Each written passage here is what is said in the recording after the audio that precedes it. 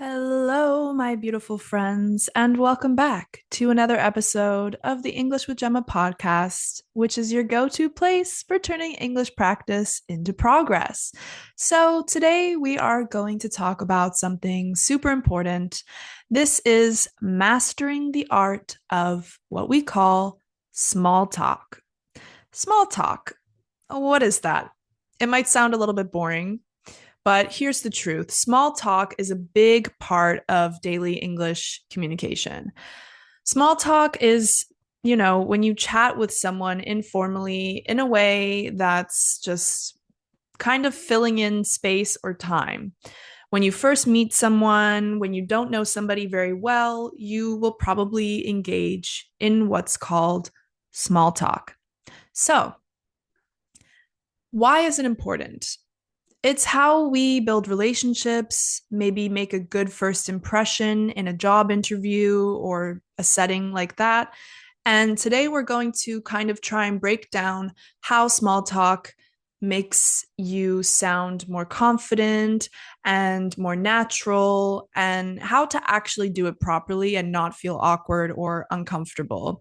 Because making small talk in a language that you are not fluent in can be very, scary and intimidating. So let's have a look at what type of situations we can use small talk in. So, have you ever been in a situation before where you're standing in line at the store or you're waiting for the bus and someone starts talking to you and you're not really sure what to say or how much to say or maybe how to reply to them? Or maybe you're at a party and you want to talk to someone that you don't know, but you just don't know how to start. That is where small talk comes in. So let's break it down. Small talk usually focuses on light, easy topics, nothing too heavy or serious, like let's avoid politics, religion, any type of controversial topic. Just avoid that. We don't want to get into that when we're engaging in small talk. It's just about getting the conversation started and making a connection with someone. So let's go over some key steps to making small talk successfully. So the first step is to start with a friendly greeting. First things first, when you start a conversation, you need to greet the other person. And guess what? Hello or hi isn't the only way to do it. That's totally fine. But in English, we have lots of ways to say hi that sound more friendly and casual. Some examples are, hey, how's it going? Good morning. How are you today? Hey, what's up? Hi there. How's everything?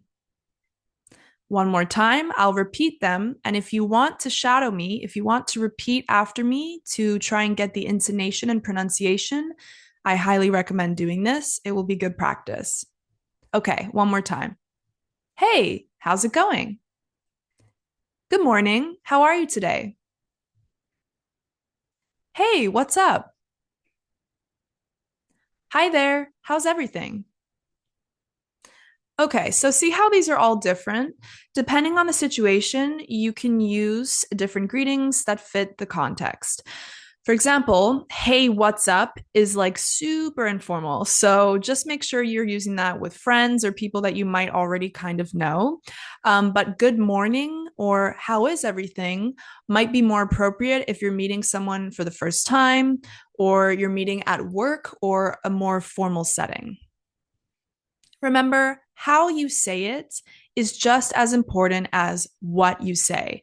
So make sure you smile, make eye contact, sound interested in what the other person is saying, and also work on your intonation to sound friendly and enthusiastic. This helps to set a positive tone for the conversation. The next step is to ask about everyday topics. So once you've greeted someone, hey, how's it going? How's everything with you? You need a way to keep the conversation going, right? So here's the trick. Stick to safe everyday topics, the weather, what someone's doing, or simple questions about someone's day. These are all great ways to keep things light and friendly and keep the conversation going. Let's look at some examples and feel free to shadow me again. How's the weather today? Or how are you finding the weather recently? What have you been up to lately? Did you do anything fun this weekend? So don't worry if these questions sound a little bit basic. Small talk is supposed to be easy, it's supposed to be basic. You're just breaking the ice and finding something in common. And if you don't know what to ask, the weather is always a safe bet. Just talk about the weather. So, some examples of how to talk about the weather. Wow, it's such a beautiful day, isn't it? So, feel free to shadow me if you want to. Wow, it's such a beautiful day, isn't it? Or if the weather's not so good, you could say, ugh, it looks like it's gonna rain later. Have you heard the forecast? One more time. Ugh, it looks like it's gonna rain later. Have you heard the forecast? So, talking about the weather works because it's something that everyone can relate to. Everyone can talk about the weather. And it doesn't, excuse me, it doesn't get too personal. Plus, it's a good way to transition to other topics. So, next time you don't know what to talk about, just look outside, have a look at the weather, and talk about the weather. Step three is getting a little bit deeper into the small talk. Share a little bit about yourself. Remember, small talk is about creating a connection with the other person or making a good impression. So it's important to share a little bit about yourself too.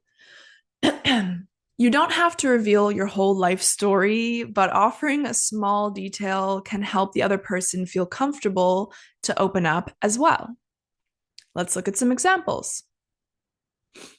I just moved to the city last month and I'm still getting used to the weather. One more time, feel free to shadow me, repeat after me. I just moved to the city last month and I'm still getting used to the weather. Next phrase. Oh, I've been really busy with work lately, but I love my weekends because I can relax and catch up on reading. One more time. Oh, I've been really busy with work lately, but I love weekends because I can relax and catch up on reading. All right. So if you are shadowing me, great job. If you're just preferring to listen, that's fine too. But shadowing is a really great technique to work on that intonation. So you see how these examples are simple, but they give the other person something to respond to. You could talk about your job, your hobbies, plans for the weekend. Just remember to keep it light and casual. So, a good rule of thumb, which means a good rule to always follow, is share something that invites the other person to ask more about you or to share something about themselves. To keep the conversation flowing, for example, after saying, I just moved to the city, the other person might ask, oh, where did you move from? And now you have something to talk about. Oh, I just moved from Madrid. All right.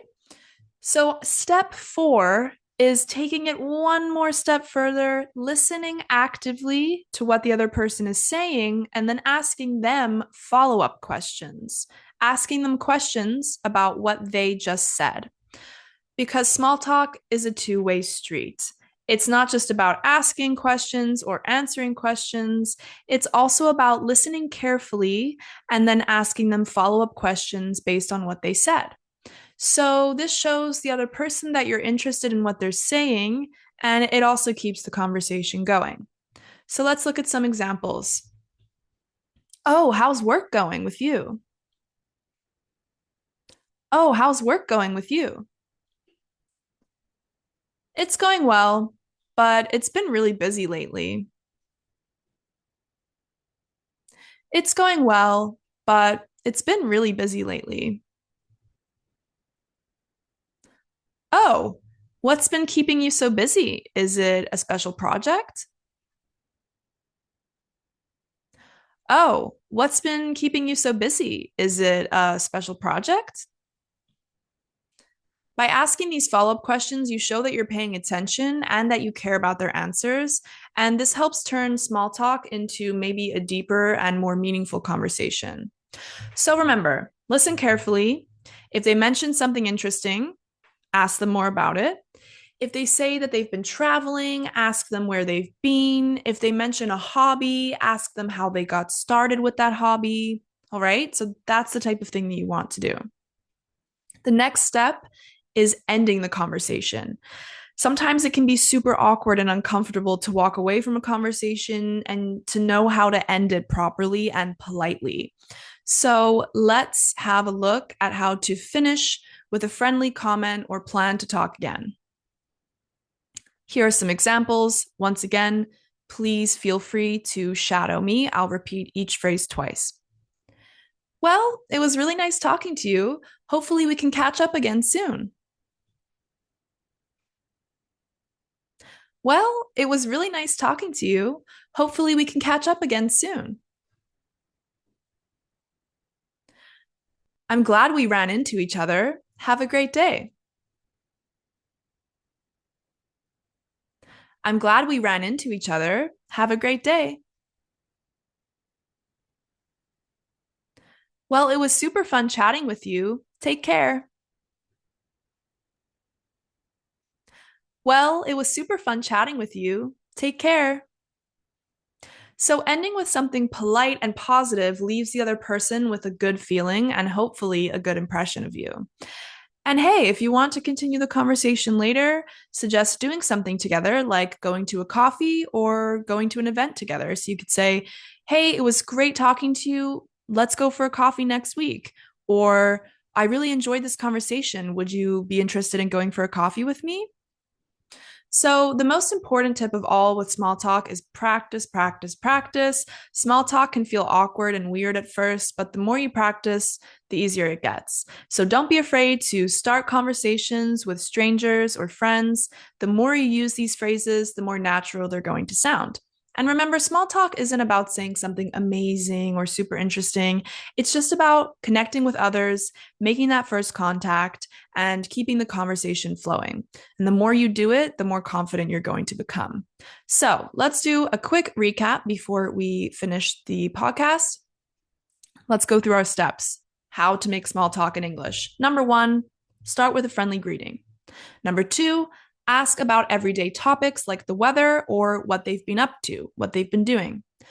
Number three, share a little bit of personal information about yourself to keep the conversation going. Number four, listen actively and ask follow up questions. Number five, end the conversation politely with a friendly comment or suggestion to chat again. And number six, practice regularly to become more confident. So, thank you. Whoa, I almost dropped my microphone. Thank you guys so much for watching or listening, and I'll see you in the next episode. I really hope that this type of thing is helpful for you. As always, feel free to send me an email, a comment, or a suggestion for the next episode. Until next time, bye.